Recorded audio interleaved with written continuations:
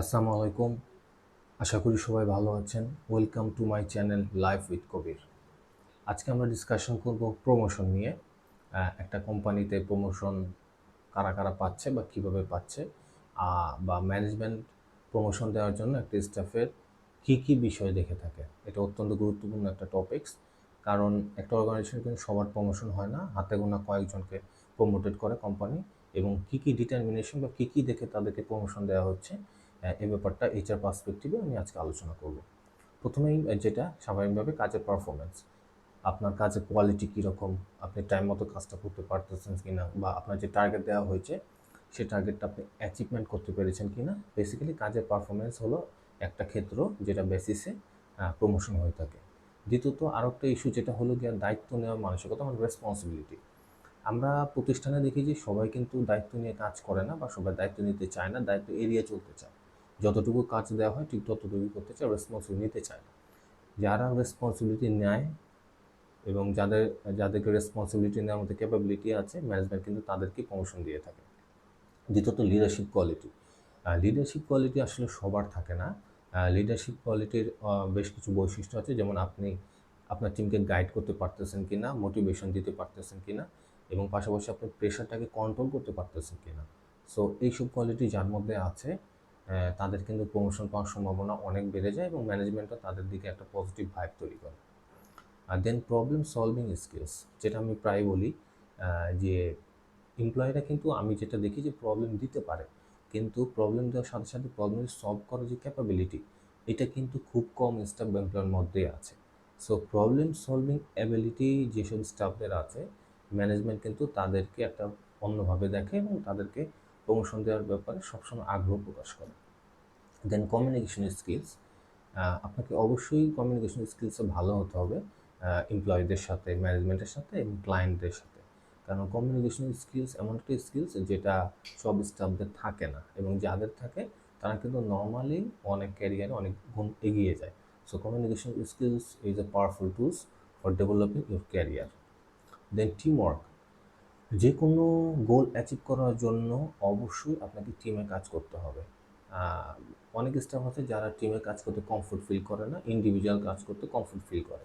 কিন্তু ইন্ডিভিজুয়াল কাজ করলে কিন্তু আপনি যে আউটপুটটা পাবেন সেটা কিন্তু টিমে যদি করেন তাহলে অনেক গুণ বেশি পাবেন। সো টিম ওয়ার্ক যারা ফলো করে তারা কিন্তু খুব সহজে তাদের ক্যারিয়ারটা গ্রো করতে পারে। দেন ডিসিপ্লিন একটা ইম্পর্টেন্ট ইস্যু, কারণ আপনার যখন প্রমোশন হবে, আপনি যখন আপগ্রেডেশন হবে, আপনার ডিসিপ্লিনটা কিন্তু অবশ্যই দেখা হবে। আপনার সময় মতো অফিসে আসা, অ্যাটেন্ডেন্স দেওয়া, এবং ওভারঅল আপনার পাংচুয়ালিটি সব কিছু ডিসিপ্লিনের ভিতরেই পড়ে। সো ডিসিপ্লিন একটা basic issue for getting the promotion for management. Then আপনার সততা বা অনেস্টি।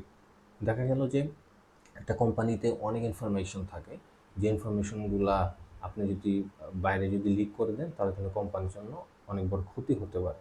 সো কোম্পানি আপনাকে ট্রাস্ট করতেছে কিনা, আপনার সততা কতটুকু আছে, এটার মাধ্যমে কিন্তু ম্যানেজমেন্ট আপনাকে আপগ্রেডেশন করবে, যাতে করে আপনার ক্যারিয়ারটা আরও গ্রো হয়।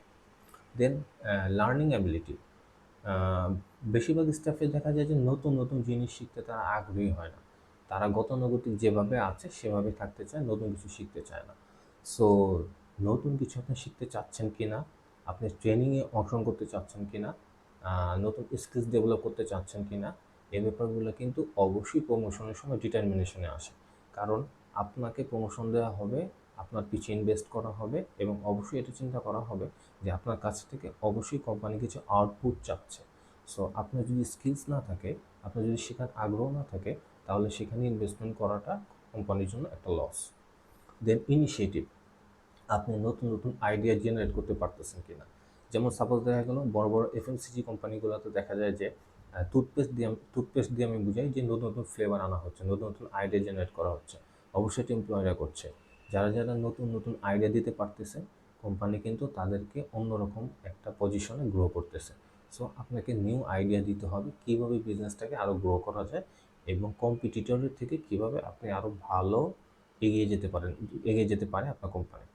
দেন ডিসিশন মেকিং, হ্যাঁ, কিছু কিছু সময় দেখা যায় যে ডিসিশনটা আপনাকে ইমিডিয়েট নিতে হয়, আপনি কিন্তু ম্যানেজমেন্টের জন্য অপেক্ষা করতে পারেন না। ডিসিশনটা আপনাকে ইমিডিয়েট নিতে হয় এবং পারফেক্ট ডিসিশনটা নিতে হয়। সো কোম্পানি এইটাও দেখে যে সঠিক সময় আপনি সঠিক ডিসিশনটা নিতে পারতেছেন কি না নিজের থেকে, নিজের ওনারশিপ থেকে। সো ডিসিশন মেকিং একটা ইস্যু আপনাকে প্রমোটেড করার জন্য। দেন কনসিস্টেন্সি, এটা আমরা প্রায় দেখি এইচআর পার্সপেক্টিভে যে একটা স্টাফ কাজ করতেছে, এখন ভালো করতেছে, কিছুদিন পর আবার খারাপ করতেছে, ভালো করতেছে, খারাপ করতেছে। সো এটাতে কিন্তু কনসিস্টেন্সি নাই। সো দীর্ঘদিন ধরে যদি আপনার পারফরমেন্সটা ভালো হয় তাহলে কিন্তু আপনি প্রমোশন পাবেন, আদারওয়াইজ কিন্তু আপনার প্রমোশন পাওয়ার সম্ভাবনা অনেক কমে যাবে। দেন কোম্পানির প্রতি কমিটমেন্ট। বেসিক্যালি একটা কোম্পানি কিন্তু নানা সময় প্রবলেমে থাকতে পারে।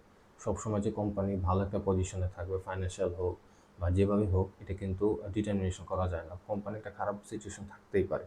সো কোম্পানির ব্যাড টাইমে, খারাপ সময় আপনি তার পাশে ছিলেন কিনা, কোম্পানিটাকে আপনি করেছেন কিনা, এই ব্যাপারটাও কিন্তু আপনার প্রমোশনের সময় অবশ্যই ফোকাসে আসবে। এবং লাস্টে যেটা, সেটা হলো পোটেনশিয়ালিটি। আপনাকে কোম্পানি প্রমোশন দিবে, আপনার মধ্যে পোটেনশিয়ালিটি আছে কিনা, আগামী 5 বছর পরে আপনি কোথায় যেতে পারেন, আপনি আগামী 5 বছর পরে আপনি আমার কোম্পানিকে কোথায় নিয়ে যেতে পারেন, এবং আপনি বড় কোনো দায়িত্ব সামলাতে পারবেন কিনা, এই সব কিছু চিন্তা ভাবনা করেই কিন্তু ফাইনালি আপনার কোম্পানিতে প্রমোশন হবে। সো আজকে এই পর্যন্তই। সামনের দিন আমরা নতুন কোনো টপিকস নিয়ে আলোচনা করব। অবশ্যই আমার ইউটিউব চ্যানেলটাকে আপনারা সাবস্ক্রাইব করবেন এবং আমার ফেসবুক পেজটাকে লাইক করে দিবেন। Thank you. সবাই ভালো থাকুন।